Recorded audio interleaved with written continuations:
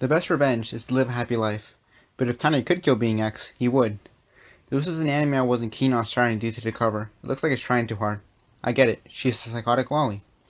Saga of Tanya the Evil is about a businessman who becomes a blonde girl, being pushed in front of a train after firing one of his employees. Before his death, everything around him freezes and he has an encounter with an omnipotent being he will only call Being X. Being X discovers Tanya's atheist and his reasoning why figures to be fitting to reincarnate him into a time that can make one desperate enough to pray to God. This conversation sets up why Tanya is overpowered, for what to expect. Tanya has always been a person who got things done with his own two hands. He watched whether he continued this, or crack under pressure. Ultimately in it for himself, while not a good person, he's not a bad person either. A sociopath, he follows the rules on the basis of understanding and causes less problems. A lifestyle which has made him a stickler for people to follow his rules. We follow Tanya as he tries to climb the ranks, play politics, and begrudgingly accepts the orders given. Keeping his nasty side to himself around his superiors, and revealing it to his subordinates.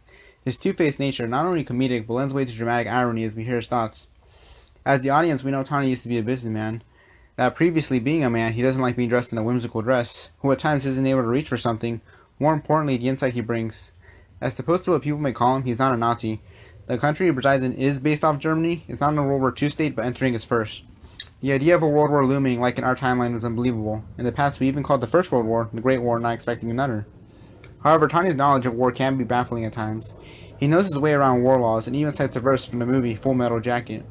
The belief would be he only joined the army for the benefits, and I'd hope to stay in the rear. Things don't go his way as his superiors have their own uses for him.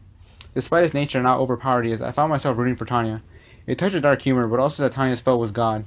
While the God series is a dick, even going out of his way to appear as a nutcracker before Tanya, it doesn't become pretentious. It doesn't paint religious people as idiots or maniacs, even humanizing the enemy. I say humanizing, but the enemy and supporting characters aren't giving us much to work with. While the characters aren't cartoonish or trope-like, I can't really describe them in one word. They're just alive, perhaps a fitting characterization for soldiers.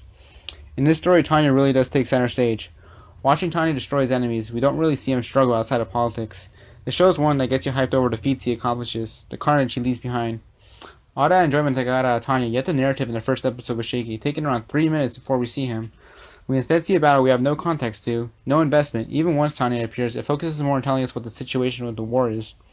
Afterwards, however, the narrative smooths out, the second episode playing out more like a first episode. Overall, I'd give Saga of Tanya the Evil a rating of Hachibi.